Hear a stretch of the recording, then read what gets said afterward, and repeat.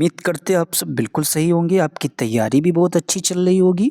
उसी से संबंधित एक महत्वपूर्ण वीडियो आपके लिए लेकर आए हैं। इस चैप्टर का नाम है विचारों का संप्रेषण।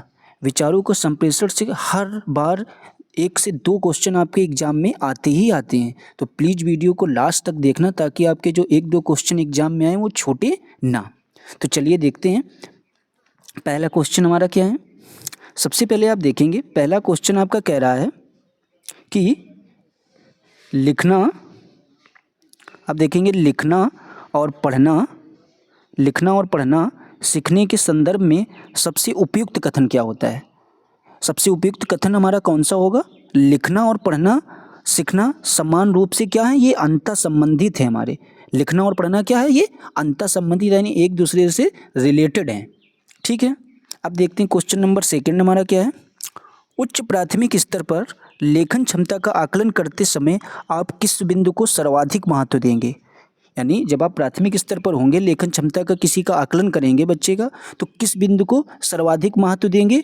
तो आपको पता होना चाहिए विचारों की मौलिकता को आप सर्वाधिक महत्व देंगे। अब देखते हैं क्वेश्चन नंबर 3 हमारा क्या कह रहा है। भाषा सिखाने का क्रम है। ये तो आपको अच्छे से पता होना चाहिए कि भाषा सिखाने का क्रम हमारा क्या है। आप लोगों को एक ट्रिक याद रखनी है, उसको बोलते हैं हम लोग हैं सुब्बू पाली। क्या बोलते हैं, सुब्बू पाली। सुब्बू पाली अगर आपको अच्छे से याद होगा तो आप ये ट्रिक कभी भी भूलेंगे नहीं। तो सुब्बू पाली का मतलब हमारा क्या होता है। सुब्बू पाली का मतलब पहले नंबर में सु से हो जाएगा सुनना, और बो से हो जाएगा बोलना, और पा से पढ़ना, और लास्ट में जो हमारा ला बचेगा उससे क्या हो जाएगा, लिखना।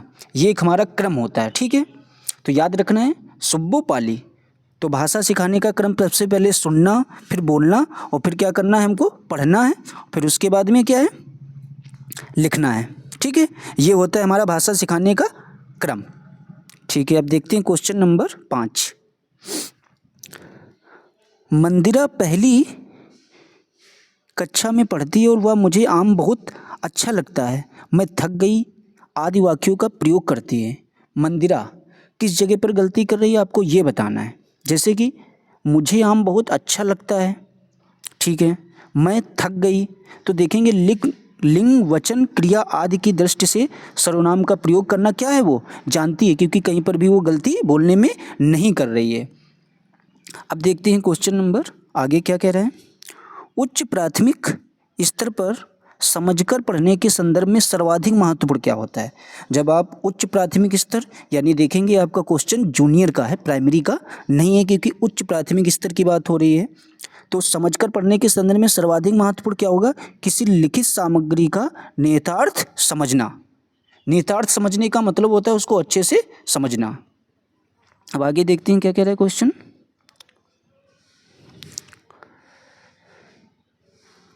सभी भाषाई कुशलताएं क्या होती हैं, एक दूसरे से संबंधित होती हैं। जितनी भी हमारी भाषाई कुशलताएं हैं ये एक दूसरे से रिलेटेड होती हैं। बच्चों को कहानियाँ सुनाने की उपयोगिता सिद्ध होती है।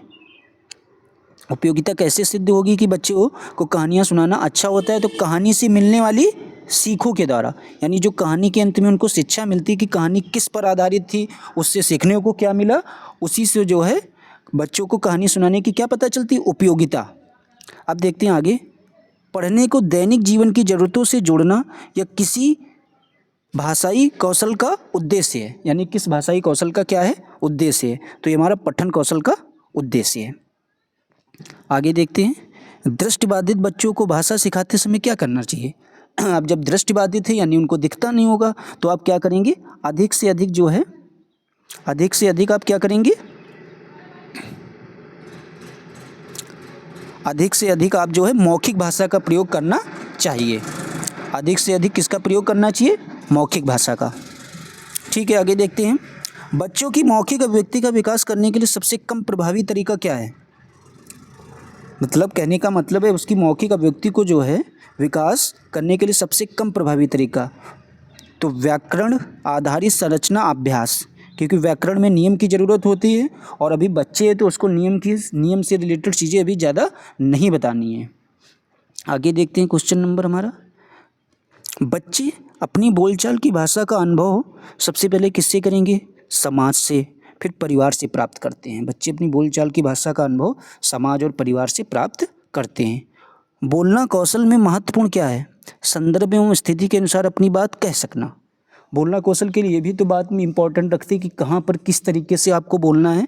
तो यही बात बोल रहा है, संदर्भ एवं स्थिति, किस स्थिति में आपको कैसे बोलना है के अनुसार अपनी बात कह सकना। आगे देखते हैं।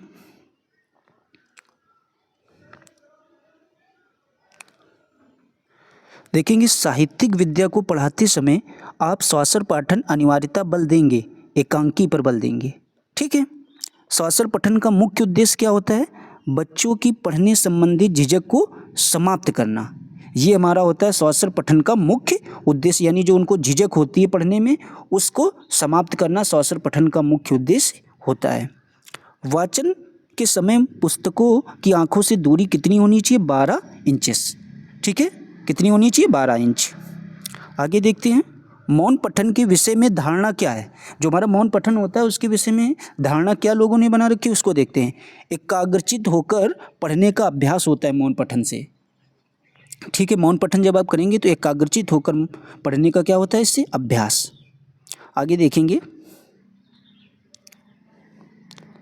मौन पठन का मुख्य उद्देश्य क्या होता है? गहन अर्थ ग्रहण करना। गहन अर्थ यानी पूरी तरीके से उसके अच्छे से समझना।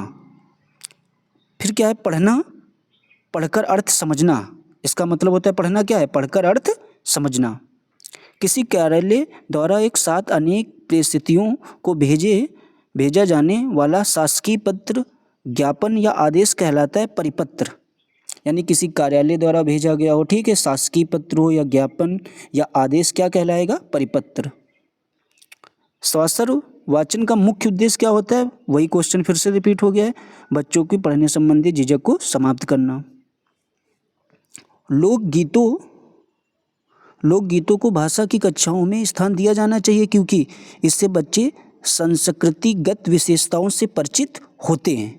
जो लोकगीत को भाषा में स्थान इसलिए देना चाहिए क्योंकि इससे बच्चे जो हमारी संस्कृति की जो विशेषताएं होती हैं संस्कृत से रिलेटेड, उनसे क्या होते हैं? वो परिचित होते हैं। माधुरी पढ़ते समय कभी कभी वाक्यों शब्दों की पुनरावृत्ति करती है। इसका यह भाषाई व्यवहार दर्शाता है के साथ पढ़ने की कोशिश कर रही है।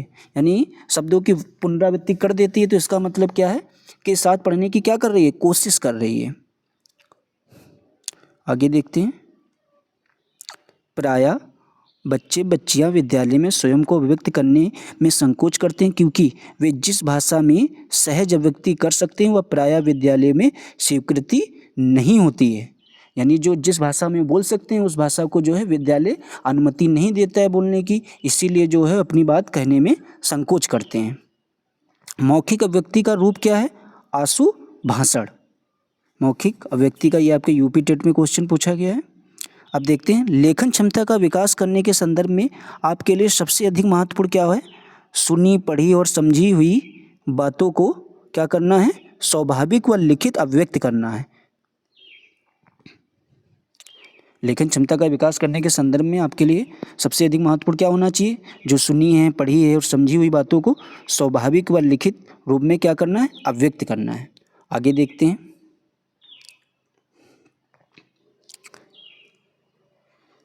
प्लेटो एक हमारे साइंटिस्ट हैं। प्लेटो का यह कथन है कि बच्चा बड़ों के बीच एक विदेशी की तरह होता है, किस भाषिक सच्चाई की ओर संकेत करता है?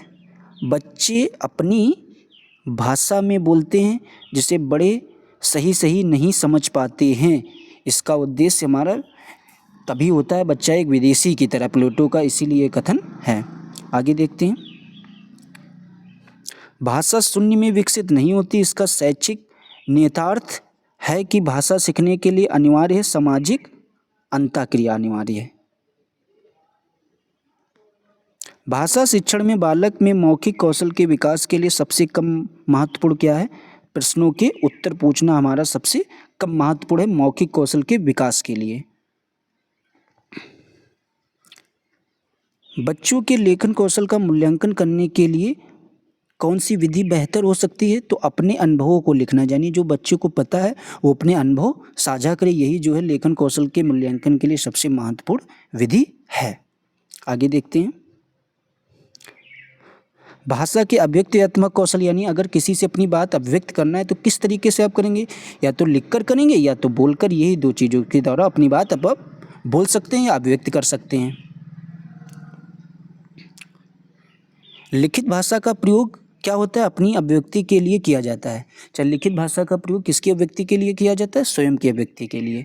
ठीक है, तो ये विचारों के संप्रेषण जो आपका चैप्टर है, उससे अभी तक जितने क्वेश्चन आपकी परीक्षा में पूछे गए वो सारे हमने आपके इस वीडियो में बता दिए। अगर आप इतने क्वेश्चन भी पढ़ के जाएंगे, अगर इस चैप्टर से आपका कोई भी क्वेश्चन आएगा तो 100% इस बात की गारंटी, आपका क्वेश्चन जो है पेपर में गलत नहीं होगा। तो प्लीज़ अगर आपको हमारी वीडियो पसंद आई हो तो प्लीज़ चैनल को लाइक शेयर सब्सक्राइब जरूर कर देना। और एक हमारी प्लेलिस्ट बनी हुई है, अगर आप उसको जाकर अच्छे से पढ़ लेंगे तो आपके 90 नंबर आने से कोई रोक नहीं सकता है। तो प्लीज़ प्लेलिस्ट में जाकर वो सारे वीडियो देखिए, क्योंकि वो वही वीडियो जो आपकी परीक्षा में क्वेश्चन अभी तक पूछे गए हैं। ठीक है, थैंक्स फॉर वॉचिंग।